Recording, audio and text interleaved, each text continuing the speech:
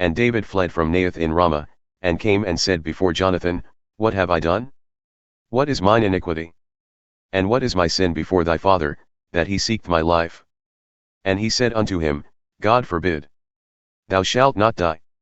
Behold, my father will do nothing either great or small but that he will show it to me. And why should my father hide this thing from me? It is not so. And David swore moreover and said, Thy father certainly knoweth that I have found grace in thine eyes, and he saith, Let not Jonathan know this, lest he be grieved. But truly as the Lord liveth and as thy soul liveth, there is but a step between me and death. Then said Jonathan unto David, Whatsoever thy soul desireth, I will even do it for thee.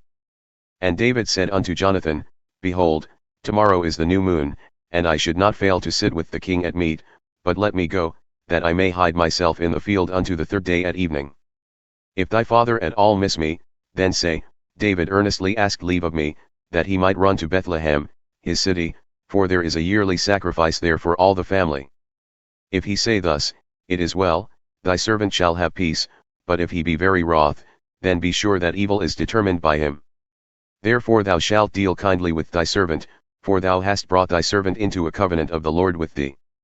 Notwithstanding, if there be in me iniquity, slay me thyself, for why shouldest thou bring me to thy father? And Jonathan said, Far be it from thee, for if I knew certainly that evil were determined by my father to come upon thee, then would not I tell it to thee? Then said David to Jonathan, Who shall tell me? Or what if thy father answer thee roughly? And Jonathan said unto David, Come, and let us go out into the field. And they went out both of them into the field. And Jonathan said unto David, By the Lord the God of Israel, when I have sounded out my father about tomorrow any time, or the third day, and behold, if there be good toward David, and I then send not unto thee and show it to thee. The Lord do so and much more to Jonathan. But if it please my father to do thee evil, then I will show it to thee and send thee away, that thou mayest go in peace, and the Lord be with thee, as he hath been with my father. And thou shalt not only show me the kindness of the Lord while yet I live, that I die not.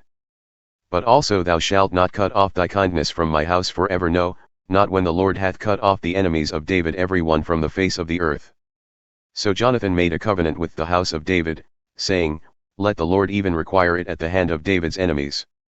And Jonathan caused David to swear again, because he loved him, for he loved him as he loved his own soul. Then Jonathan said to David, Tomorrow is the new moon, and thou shalt be missed because thy seat will be empty. And when thou hast stayed 3 days, then thou shalt go down quickly and come to the place where thou didst hide thyself when the business was in hand, and shalt remain by the stone Ezel.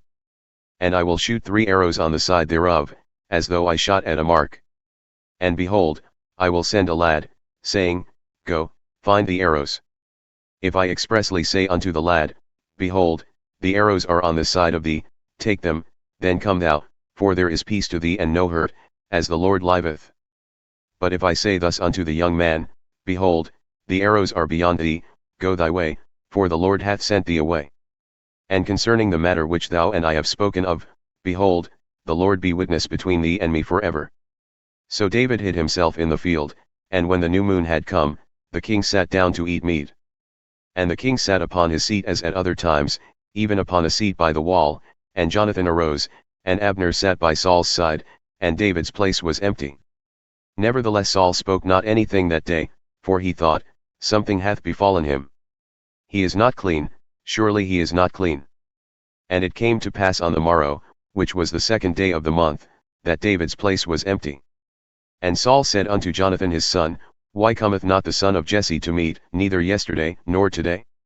And Jonathan answered Saul, David earnestly asked leave of me to go to Bethlehem.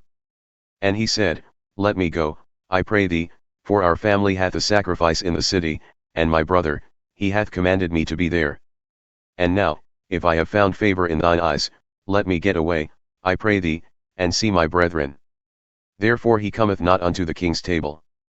Then Saul's anger was kindled against Jonathan, and he said unto him, Thou son of the perverse rebellious woman, do not I know that thou hast chosen the son of Jesse to thine own confusion and unto the confusion of thy mother's nakedness? For as long as the son of Jesse liveth upon the ground, thou shalt not be established, nor thy kingdom. Therefore now send and fetch him unto me, for he shall surely die. And Jonathan answered Saul his father and said unto him, Why shall he be slain? What hath he done? And Saul cast a javelin at him to smite him, whereby Jonathan knew that it was determined by his father to slay David.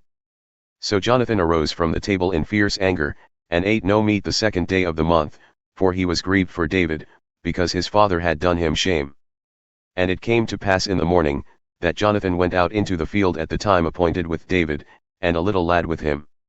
And he said unto his lad, Run, find now the arrows which I shoot. And as the lad ran, he shot an arrow beyond him. And when the lad had come to the place of the arrow which Jonathan had shot, Jonathan cried after the lad and said, Is not the arrow beyond thee? And Jonathan cried after the lad, Make speed, haste, stay not. And Jonathan's lad gathered up the arrows and came to his master. But the lad knew not anything. Only Jonathan and David knew the matter. And Jonathan gave his weapons unto his lad and said unto him, Go, carry them to the city. And as soon as the lad was gone, David arose out of a place toward the south, and fell on his face to the ground and bowed himself 3 times, and they kissed one another and wept one with another, but David more. And Jonathan said to David, Go in peace, forasmuch as we have sworn both of us in the name of the Lord, saying, The Lord be between me and thee, and between my seed and thy seed forever. And he arose and departed, and Jonathan went into the city.